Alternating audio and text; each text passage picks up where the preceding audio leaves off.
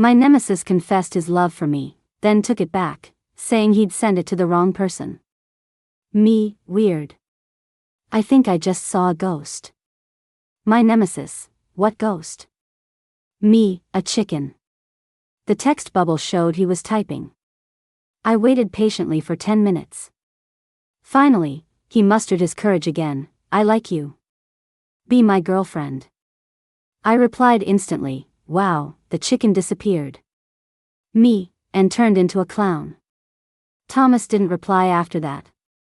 I let out a smug little hum. He must have lost a bet with his friends and was using me for the dare. I wasn't about to play along. A pig could confess its love for me before Thomas would. We'd been rivals since high school. Back then, all the other guys were getting into relationships, but not him. He was too busy competing with me over grades. If I was number 1 this month, he'd be number 1 the next. The guy was more persistent than a ghost. I thought I'd finally be free of him in college. But on orientation day, he casually walked up and took the massive suitcase from my hands. Here, let me get that for you.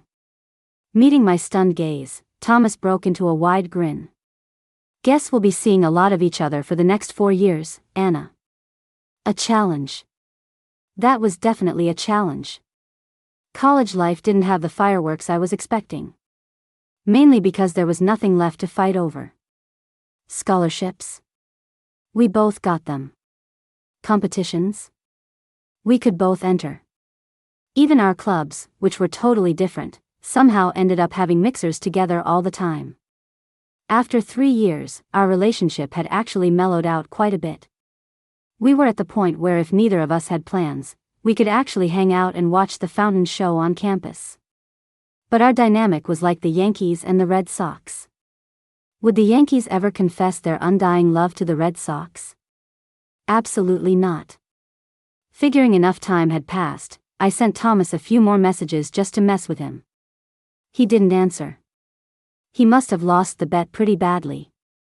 And now he was holding a grudge against me. So petty. The next day, I bought a boba and went to wait for Thomas outside his dorm. It took him forever to come down. I held the drink out to him, offering a truce. Here. Next time, be smarter and don't pick me for your dare. He shot me a look but didn't say anything, just took the boba and started drinking silently. I magnanimously gave him another out. Don't be mad. I'll buy you dinner, okay? He pretended to think it over for 3 seconds. Fine. I'll give you the chance. Our usual spot. I nodded. Our usual spot was a little diner just off campus. The food was good, the portions were huge, and it was cheap. We went there all the time to grab a bite.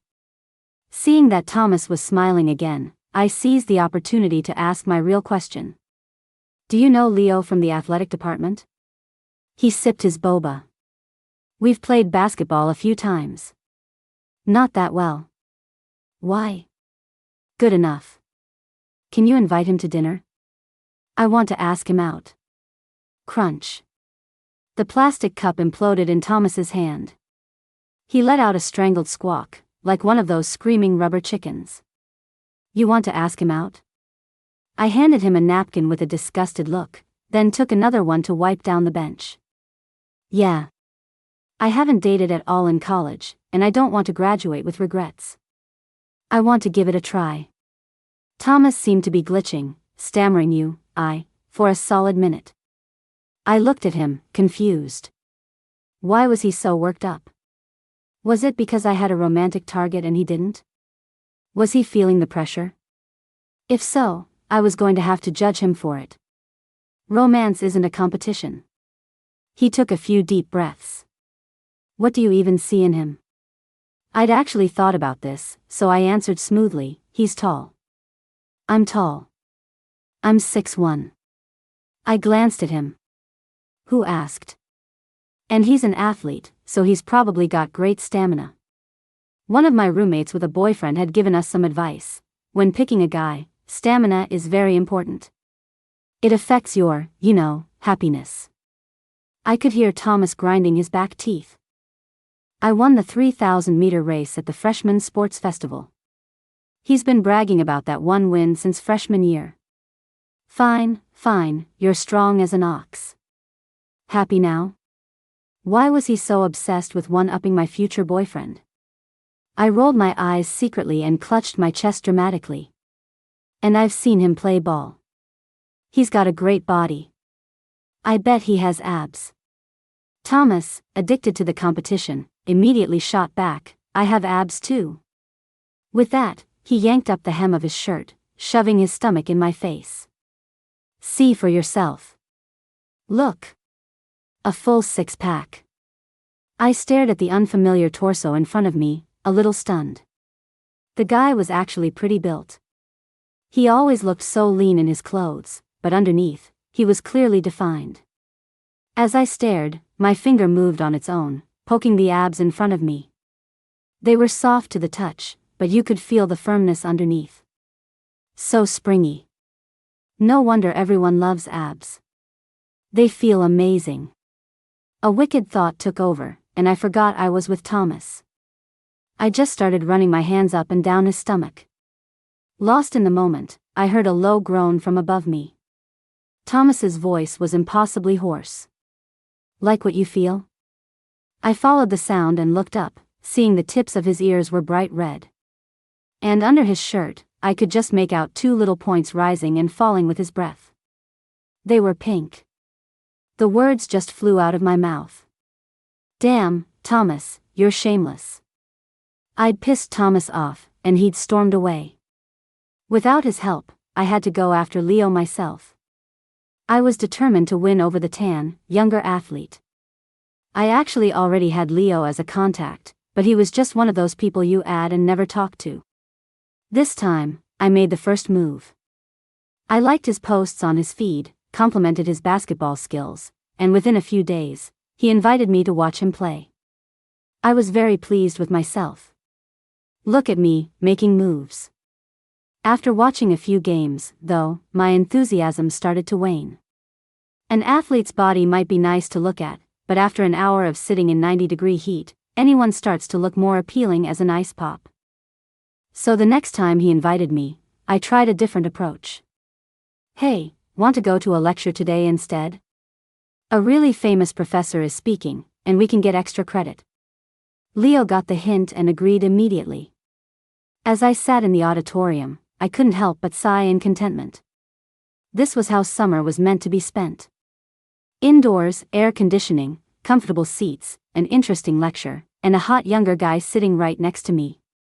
Life was good. Leo had even brought me a few bags of snacks. Here, Anna. In case you get hungry. I smiled my thanks. I didn't have the heart to tell him that eating snacks during a lecture is rude. What did he do wrong? He's just an innocent, sweet freshman. I was completely absorbed in the 90-minute lecture. When it was over, I noticed Leo had fallen asleep, slumped in his chair. Clearly, he wasn't that interested. He'd only come to be with me. As we walked out of the auditorium, Leo apologized, his face slightly flushed. Sorry, Anna. I was a total slacker in high school. The second a teacher starts talking, I get sleepy. You don't think I'm dumb, do you? Of course not, I laughed. Other people were sleeping too. A lot of them were just here for the credit. That seemed to cheer him up. He started chattering away about his high school days. He was a total oversharer, the kind of person who could talk endlessly, so you never had to worry about awkward silences.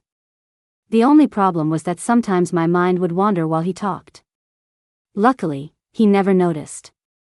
After walking for a bit, we passed a boba shop, and he went in to buy me an ice cream. I stood outside waiting for him. Didn't someone once say they would never fall for an idiot? Thomas had appeared out of nowhere, his voice dripping with sarcasm. Did I? Did I really say that? Thinking back, I probably did, back in high school. Someone had asked me which celebrity I had a crush on, and I'd scoffed. Their SAT scores are probably under 1,000. No matter how good-looking they are, they're still empty-headed. I'd never like an idiot like that. I let out a long sigh. I admit, I used to be a real snob. It wasn't until I grew up that I realized being smart isn't everything. Being strong is what really matters. Just like Leo. Even if he said something dumb, the moment I saw his tall frame and hard muscles, I forgot everything. All I could think about was how amazing it would be to get a Princess Carrie from him. I couldn't hang out with Leo every day. The university's 50th anniversary celebration was coming up, and my professor asked me to co-host the event. I wanted to say no. I'd been roped into hosting a big event my sophomore year, and I'd spent the entire week running around like a headless chicken, so stressed I could barely sleep. But then the professor said, "A lot of distinguished alumni are coming back this year. The advisor you want for your master's, Dr. Fuller, will be there too." My heart skipped a beat. Hesitantly, I asked, "Are you saying?"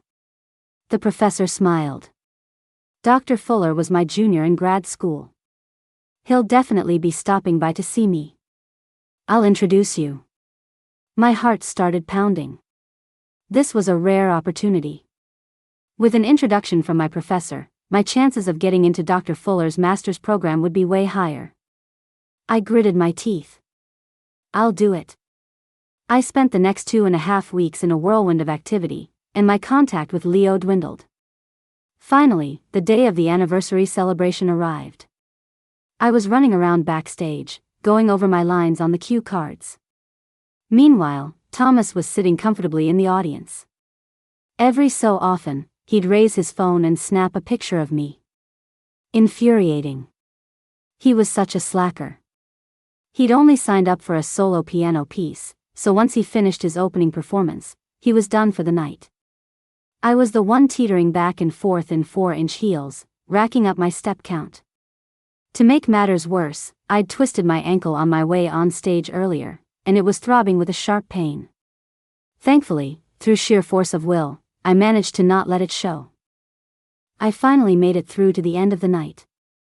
My professor had a freshman find me and tell me to meet them at the main gate. I was surprised. The dinner was tonight? I'd thought it would be tomorrow at the earliest.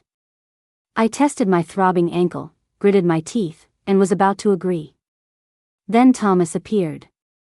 "Go tell Mr. Evans to head out first. Anna and I will be there in a bit."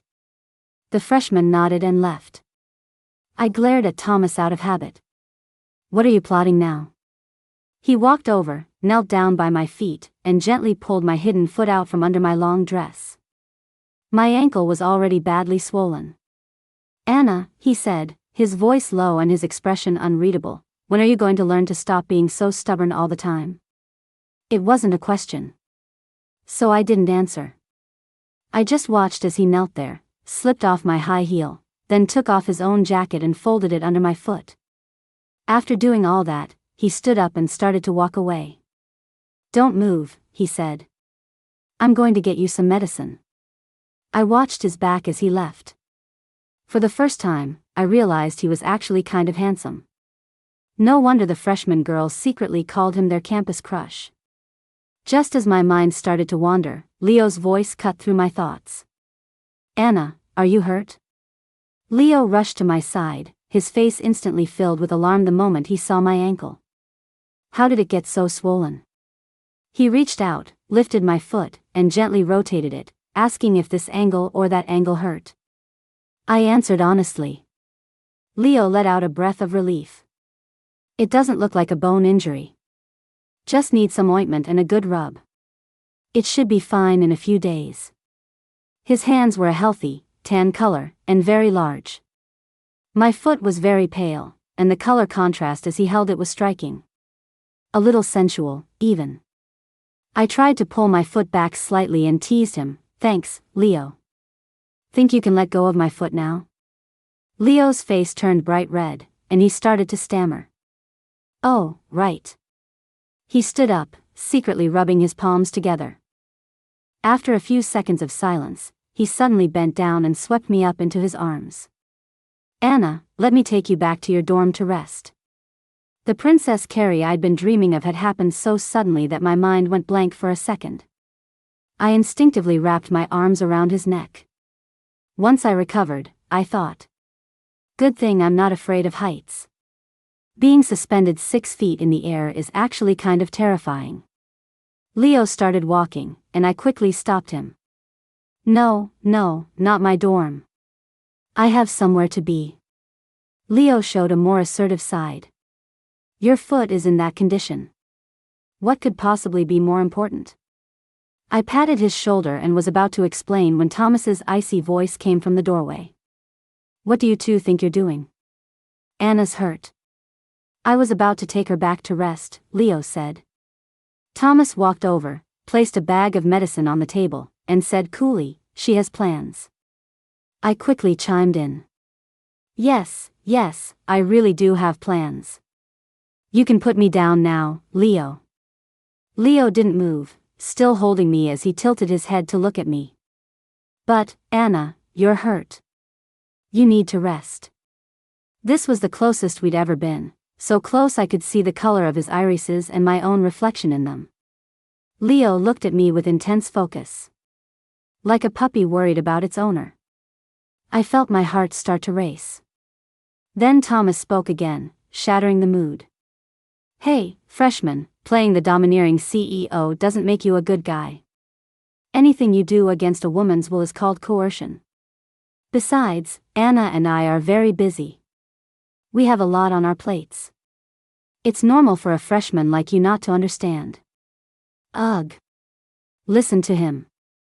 Why was he trying to intimidate my freshman? And what was this Anna and I are busy? I'm busy. I'm me, and he's him. We have absolutely nothing to do with each other. I shot Thomas a subtle glare and turned to Leo with a smile. I really do have something tonight. And besides, you said it was a minor injury. I'll be careful not to make it worse. Please put me down, okay? Okay, Leo said, finally agreeing after a moment's hesitation. He bent down, about to place me back on the chair. But Thomas stepped forward, took me from his arms, and held me in his own. Then he started trying to get rid of Leo. I'll take care of Anna. Don't you worry about it. You can go now. Leo gave me one last, reluctant look before turning to leave. Thomas held me and watched him go. He didn't move until Leo was completely out of sight. What was he doing? I had to remind him. You can put me down now. But instead, he gave me a mischievous little bounce. Startled, I grabbed onto his neck. I was about to yell at him when he beat me to it. So, whose arms are more comfortable? Mine or his? Is he nuts? I cursed at Thomas the entire time he was rubbing medicine on my ankle. Did you buy fake medicine? Why does it hurt so much? You're secretly getting revenge on me, aren't you? You're such a vindictive jerk. Are you really still hung up on me calling you a clown one time? Beads of sweat formed on his forehead. I read the instructions. It says you have to rub it in so the medicine absorbs. That's how it gets better faster. He gently massaged my ointment-covered ankle, his voice soft and soothing. It'll be better in a minute. Don't fuss. Be good. I froze, feeling like someone had a hand around my throat. Be good? Good my ass. Who does he think he is, some gentle prince? Why wasn't he fighting back? Shouldn't we be trading barbs, going 300 rounds? The way he was acting now made it seem like I was the one throwing a tantrum. That cunning Thomas. He's so good at making himself look good by making me look bad. When he finally finished, I was about to put on my shoes, but Thomas turned and crouched in front of me. What are you doing? Giving you a piggyback ride. You didn't think you could walk on that ankle, did you? I don't know what possessed me, but on a whim, I asked. Can't you just give me a Princess Carrie? Thomas's body tensed. After a moment, he answered hesitantly. It's a walk across the entire campus and 3 streets to get to the restaurant. If you don't think that's embarrassing. I practically leaped onto his back. Shut up and let's go. I thought my bad luck for the day was over. But bad luck follows Murphy's Law, it always comes in clusters. The moment I saw the restaurant sign, I had a bad feeling. When we walked into the private room, my world went dark. Damn it. Why did it have to be an all-fish banquet? I fought back a wave of nausea and greeted my professor and Dr. Fuller. The distinguished professor nodded at me with a kindly expression. When he saw Thomas, his smile became even more genuine. "Thomas, how's your mother been?" "The last time I saw my dear junior was over a year ago." Thomas gave a slight nod, his attitude respectful. "She's doing well, Mom. She was just saying the other day that she misses you." I was surprised for a moment. I'd heard Thomas's mom was a scientist who had won numerous international awards for her biotech lab, but I never imagined she was Dr. Fuller's former classmate. He really did inherit all of his mother's best genes. Dr. Fuller picked up his chopsticks and beckoned to us warmly. "Go on, try it. The fish banquet here is excellent. Your professor and I used to come here all the time when we were students. It's been around for decades." The faint fishy smell in the air magnified 1,000 times, drilling into my nostrils. My stomach, empty all day, began to cramp with hunger, but I had zero appetite. In fact, I felt a little sick. Thomas glanced at me, then spoke up. "Dr. Fuller, I'd like to add a few more dishes." My professor's expression shifted, his brow furrowing slightly. For a junior to make such a request after the food had already been ordered was not exactly polite. But Dr. Fuller just smiled, seemingly unbothered. "Oh? Nothing you like? Go ahead, order a few more things." Thomas raised his hand to call the waiter and ordered several more dishes. Sweet and sour pork, garlic baby bok choy, steamed egg with minced meat, and a pork rib and corn soup. I lit up. Finally, something I could eat. Thomas had finally done something decent. Then I paused. Everything he'd ordered was something I liked. Not a single one of his own favorites. Was it a coincidence? Once the waiter brought the new dishes, I didn't have time to think about it anymore. I could finally fill my starving stomach. The dinner was a great success. During the meal, Dr. Fuller asked me a few questions about my major, and I felt I answered them pretty well. His smile seemed to confirm he was satisfied. It looked like I had a real shot at getting into his program. After dinner, Thomas gave me a piggyback ride back. He navigated the path with practiced ease, one hand supporting me, the other carrying my heels. He walked step by step, steady and sure, toward the campus. As I rested on his back, my mind drifted for a moment. I wanted to ask him why he'd suddenly ordered more food, and why he'd chosen my favorites instead of his own. But the moonlight was perfect, and the breeze was gentle. Any sound would have felt like a disruption to the quiet beauty of the night. So I said nothing. Back in my dorm, I hopped tenaciously to the bathroom to wash up. Then I collapsed onto my bed. Exhausted. I felt like I'd been through a war. Finally getting a chance to pick up my phone, I replied to Leo's concerned messages and scrolled through my social feed. When I switched back to my chats, I saw a group with 99+ notifications. It was the anniversary event planning group chat.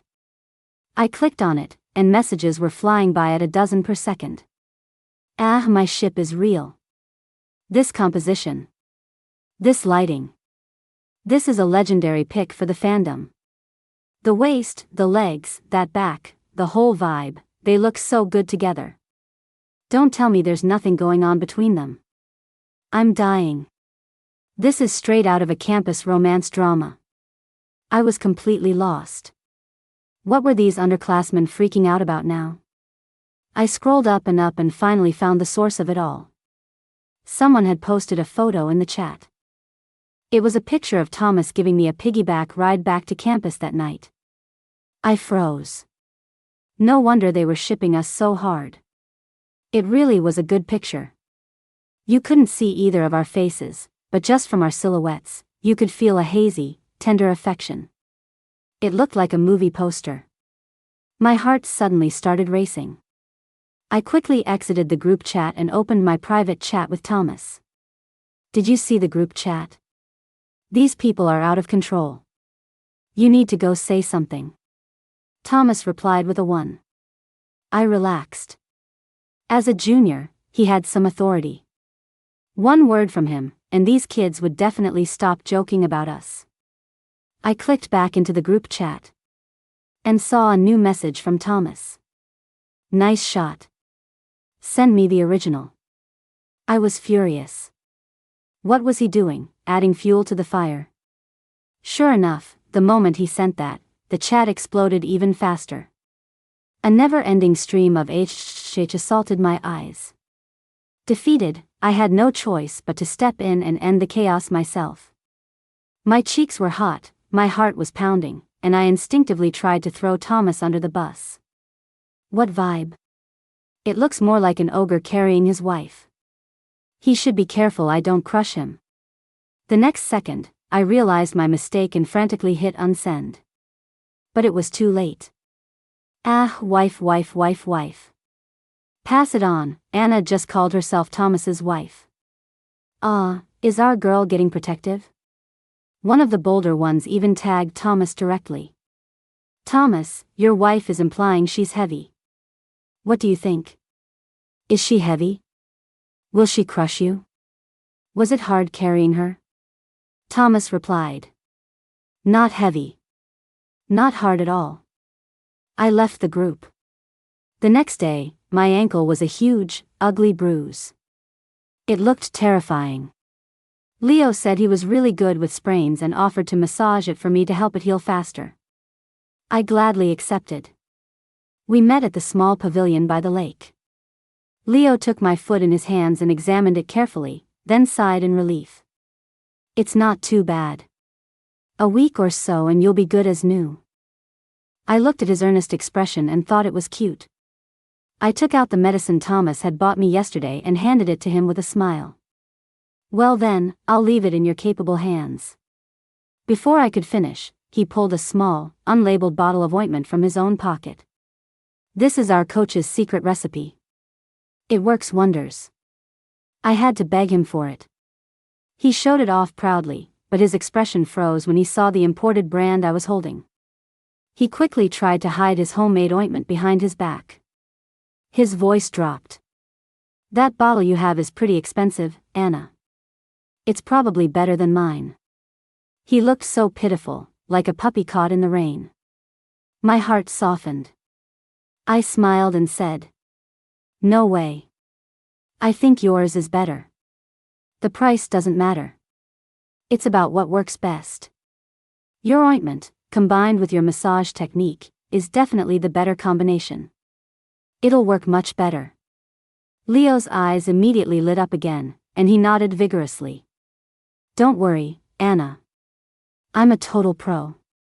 I guarantee you'll be back to normal in a week. Under the pretext of massaging my ankle, Leo and I started meeting almost every day. His technique really was good. After just a few days, I could walk without any pain. So after the massages, we'd grab lunch together. One day, as we were leaving the cafeteria, he stopped me and spoke nervously. Anna, do you want to go for a walk tonight? I paused. He'd used my name, not Anna, the upperclassman. My heart skipped a beat, and I gave a small nod. That evening, Leo and I walked along a quiet, tree-lined path. His hand kept brushing against mine. After a few times, his warm, slightly damp hand closed around mine. My first instinct was to pull away. But I stopped myself. What was I running from? Isn't this what I wanted?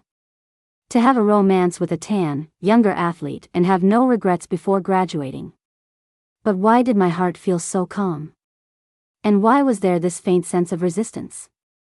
My mind went blank, my soul checked out. Only my body remained, letting itself be led by Leo. I didn't notice the girl charging toward us until a slap landed, hard and without warning, across my face. Slap. A sharp crack echoed in the night. The stinging pain on my cheek brought me back to my senses. I looked at the beautiful, unfamiliar girl in front of me, certain I'd never seen her before. She was glaring at me, her face contorted with rage. "You shameless bitch. Seducing my boyfriend." I was stunned. Leo frantically grabbed the girl's arm. "Jenna, what are you doing? We already broke up. Stop talking nonsense." The girl turned to him, tears welling up in her eyes, her voice cracking. "I never agreed. I never agreed to break up. We were together for a year, and you're breaking up with me because of long distance? Leo, you bastard." She shoved him hard, then turned and ran off, crying. Leo stumbled from the push and rushed back to me, his expression a mess of panic and helplessness. "Anna, I'm so sorry. She's my ex-girlfriend. I told her we broke up, really. She's the one who won't accept it. I really, really like you. I couldn't help myself, I just wanted to be with you as soon as possible, so He explained in a frantic jumble. I held my cheek, still reeling from the sudden turn of events. A figure suddenly burst from the darkness and threw a punch straight at Leo's face. It was Thomas. What was he doing here? I stared dumbly at the man who had appeared out of nowhere. His chest heaved, and his face was twisted with a level of fury I'd never seen before. The gentle, refined student persona was gone. He was just staring at Leo with pure, unadulterated rage. "You're disgusting." His voice was as cold as ice, filled with anger. "You hurt her, and now you're standing here playing the victim." Leo looked at me, his eyes full of regret. "Anna, I'm sorry, I looked at the chaos in front of me, but inside, I felt a sudden sense of calm and relief. As if a weight had been lifted. Letting out a soft breath, I smiled at Leo. "It's okay. Your girlfriend came all this way to find you. She doesn't know anyone here, and it's late. It's not safe. You should go after her." Leo looked at me in anguish, his lips moving, but in the end, he just lowered his head in defeat and walked away. After that night, I officially entered my social hibernation period. I didn't go out unless absolutely necessary. Mainly because I didn't want to see Thomas. To think I had so confidently declared to him that I was going to have this epic romance with the freshman, only to nearly become the other woman and get slapped in the process. I had never been so humiliated in my life. My roommate, who had seen me getting close with the tan athlete only to become a hermit in my dorm, patted my shoulder with the air of a seasoned veteran. "Hey, it's just a guy. There are plenty more out there. If this one doesn't work out, we'll find another. They just started the campus hot list voting again. Go see if you can find anyone you like." I clicked the link she sent me. Thomas's face immediately jumped out at me. He was number 1 on the list again. This was his 3rd year in a row, and he always won by a landslide. Looking at his handsome, refined face, my traitorous heart skipped a beat. I quickly closed the page and grabbed a pillow in frustration. Nope, not looking. Men are all jerks. They're just distracting me from my goals. I started mindlessly watching a reality show when my roommate suddenly yelled, "Holy crap!" and shot up from her chair. "Anna, go look at the girls' list. Someone's trying to mess with you." My stomach dropped. I hadn't even entered. How could I be involved? Did someone submit a photo of me? I clicked the link and scrolled down a bit, and there I was. Among all the beautiful girls, my photo was laughably absurd. I was wearing an ugly, oversized rubber apron, my ponytail coming loose and messy, with no regard for my appearance. I was holding a fish that was about to slip from my grasp, its tail slapping me in the mouth. I looked like a clown being bullied by a fish. My face was contorted and pathetic. The comments section was a sea of disbelief. "Is this Anna? The high and mighty Anna? She always looks so polished. Turns out it's all an act. I don't get what she's so arrogant about. If I buy a fish from her, will she go on a date with me? If not, what about 10 fish?" The malicious comments instantly dragged me back to my freshman year of high school. The disgusted looks from my classmates, the way they avoided me, the endless whispers. I only sold fish because I had to. That year, my mom ran off with another man. My dad remarried, and his new wife was pregnant with a son. Even though I had gotten into the best high school, my parents abandoned me. I couldn't reach my mom, and my dad said he needed to save money for his son and refused to pay my tuition. I had to find work myself. But no one would hire a minor. After asking everywhere, a fish stall owner finally took pity on me and gave me a job. Every day, I woke up before dawn, went with him to set up the stall, worked for 3 hours, and then rushed back to school for my first class. I'd skip my last class to go back and help during the evening rush.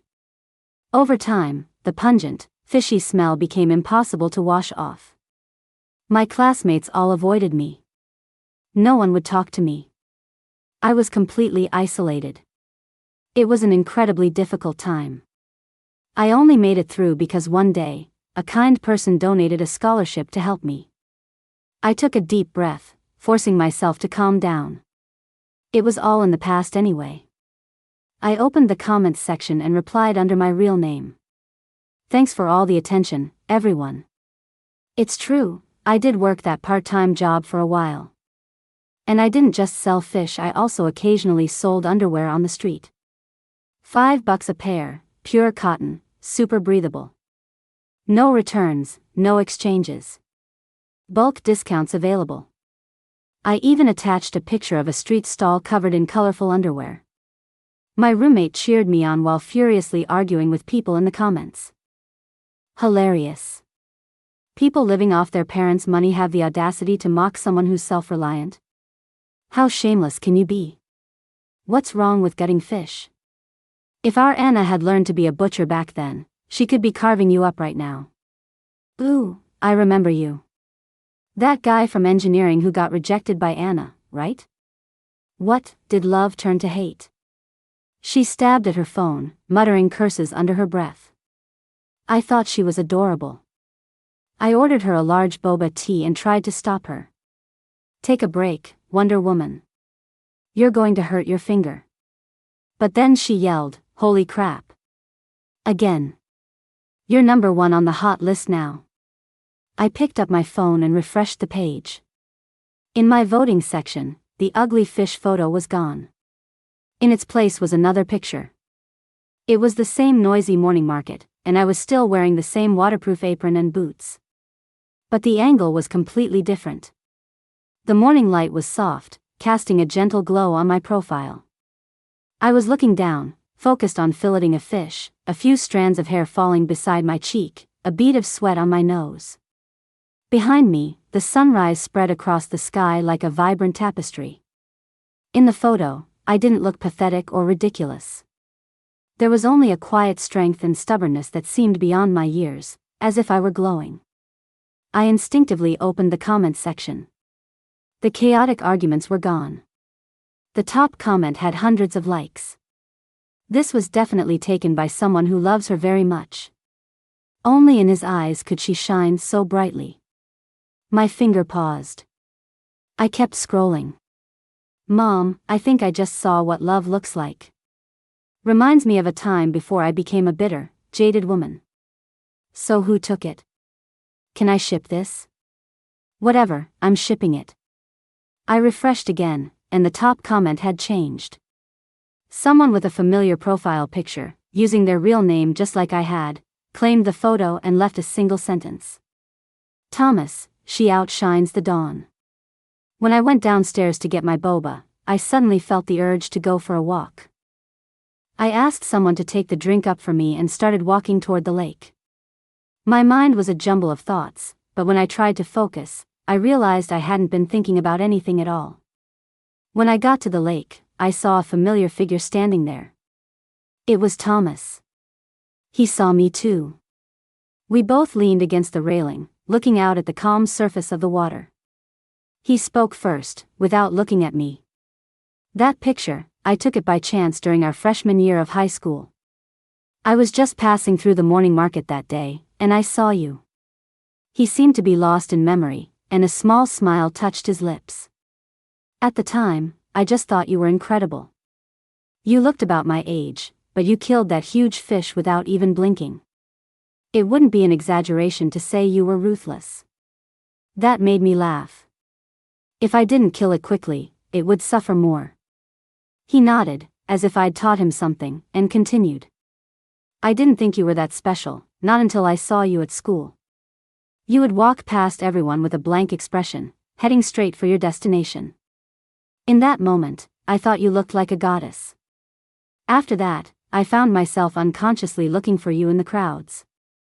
By the time I realized what I was doing, I had already been watching you for a very long time. He turned to look at me, his eyes so gentle and focused. Anna, for a long time now, I haven't been able to look away from you. I love you. The wind died down. The world fell silent, and the only sound was the deafening thunder of my own heartbeat. I looked into his eyes, which were fixed on mine, and saw undisguised hope and nervousness. The intensity of his feelings felt like it could burn me. I turned my head away, avoiding his searing gaze, my voice dry. Thank you. But we're not a good match. The light in his eyes dimmed instantly. He pressed on, unwilling to give up. Why not? Don't you like me? I dug my nails into my palm, forcing the words out one by one with all my strength. No. I don't. Thomas left. I sat alone by the lake until the sun began to set. Suddenly, Leo appeared. He walked up to me, his head lowered, his eyes filled with guilt. I'm sorry, Anna. Jenna was the one who posted that picture. She did it on impulse and hurt you. If you want, I can bring her to apologize. I shook my head. Leo hesitated, then continued, I broke up with her for good. Anna, I really do like you. Would you be willing to give me another chance? I looked at him and refused, my tone calm but firm. Leo, thank you for liking me. But I don't think we're a good match. He bit his lip and asked stubbornly, why not? Weren't we getting along so well before? My mind went hazy for a second. Why was everyone demanding a reason for my rejections today? I looked down and said softly, because I already like someone. Thomas seemed to have taken a long leave of absence. I hadn't seen him on campus for days. I opened my chat with him, wanting to type something, but after staring at his name for a long time, I closed it again. Life went on without him. I went to class, spent my time in the library, and prepared my grad school applications. It's just that now, when I took notes in my major classes, would accidentally miss a few key points. A small problem. Nothing major. This afternoon, as I was leaving the academic building, I was stopped by an elegant, well-dressed woman. She was smiling, and her eyes looked vaguely familiar. Are you Anna? I nodded, stunned. I'm Thomas's mother. Do you have a moment to talk? My heart leaped into my throat. We sat down at the campus coffee shop. Thomas's mom had a gentle smile, but she immediately dropped a bombshell. After funding you for 3 years, this is the first time we've met. You're even more outstanding than I imagined, Anna. My eyes widened in shock. The scholarship in high school, that was from you? She nodded, then shook her head. To be precise, my son provided the money. We just sponsored you in my name and his father's. I looked up at her, unable to believe what I was hearing. She smiled and began to share a secret I never knew. One day during his freshman year, he suddenly came to me and his father and said he wanted to cash in his allowance for the next few years to sponsor a classmate he liked. His father thought it was absurd.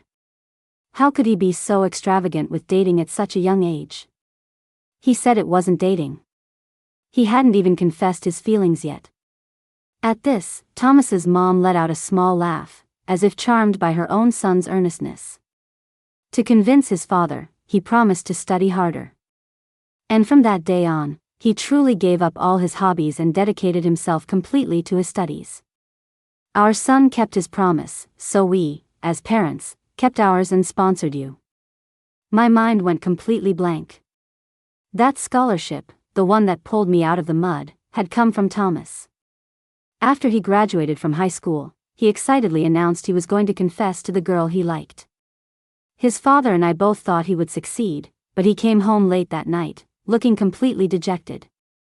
I was stunned again. On graduation day, Thomas had indeed asked me to meet him behind the school. But I'd assumed it was some kind of prank and ignored him completely.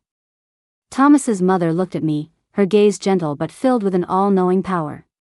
His mood at home lately has been even worse than that night. I suspect his confession failed again. Anna, may I ask why you're unwilling to accept him? From what I understand, your relationship has become much closer, and my son is, by all accounts, an excellent young man. I felt as if my soul had been sucked out of my body. My voice was hoarse as I spoke the shameful truth. Our family backgrounds are too different. It might not be obvious at school, but once we're out in the real world, that gap will cause a lot of problems. I'm not good enough for him. Thomas was too exceptional. Good grades only matter on campus. His prominent family background would ensure that he would continue to soar long after graduation. At school, we could compete and seem like equals. But the moment we graduated, the gap between us would become obvious. The difference in our family status was like a chasm. It was something hard work alone couldn't bridge. The fish stall owner used to tell me about his old classmates. In school, they'd all laugh together, drink beer, and eat barbecue. But as soon as they graduated, some went abroad, and others inherited the family business. Only he was left with no one to support him and nowhere to go. He ended up gutting fish. After listening, Thomas's mom let out a soft sigh. Child, I don't know why someone so young would be so preoccupied with social status.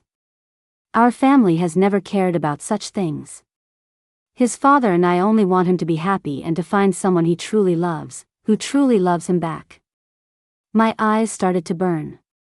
I blinked hard, forcing the tears back. Thomas's mom paused, her tone becoming more serious. However, as a mother, I can't just watch my son remain this despondent. If there's truly no possibility for you and Thomas, we're considering sending him to study abroad. A change of scenery, perhaps time can heal everything. The ticket is already booked. Tomorrow afternoon at 2 p.m. A flight to London. With that, she gave me a final smile, turned, and left. Leaving me sitting there, my mouth hanging open in a daze.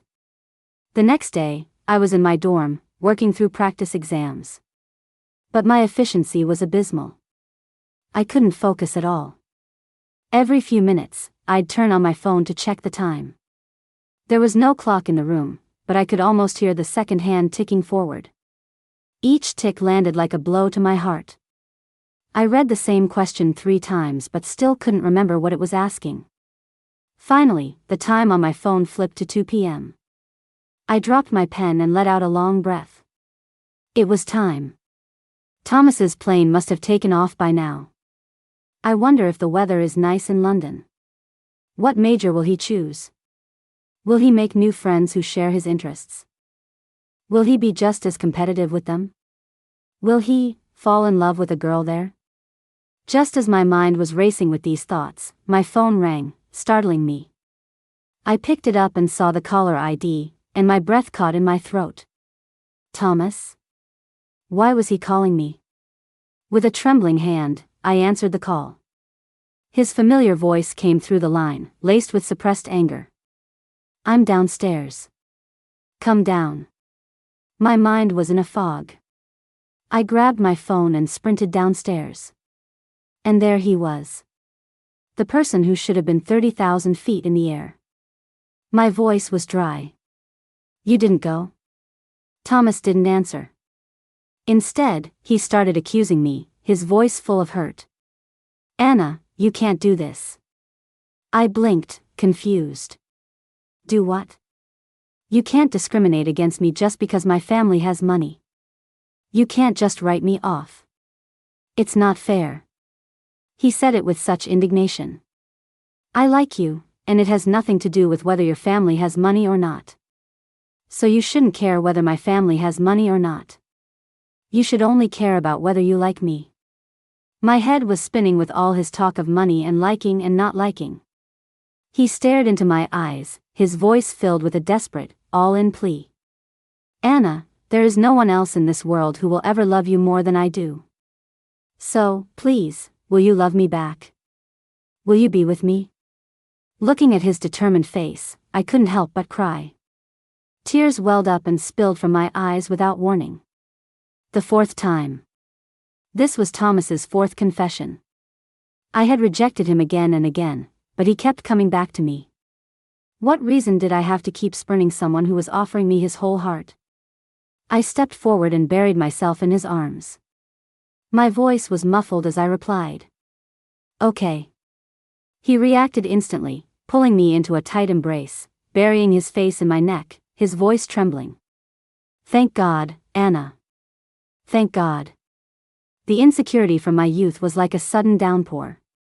Even after the rain stopped, the dampness remained, letting mold grow in my heart and holding me back. But thankfully, someone kept breaking in. Over and over, he told me, come on, let's go out into the sun. And so, I finally found the courage to walk out of that perpetually damp, moldy place. What's it like dating Thomas? Well, for one thing, the guy went from being secretly intense to shamelessly showing it off. The night we got together, my phone started blowing up. It was that anniversary event chat group I had left. Thomas had added me back. The group, which had been quiet for ages, was suddenly active again.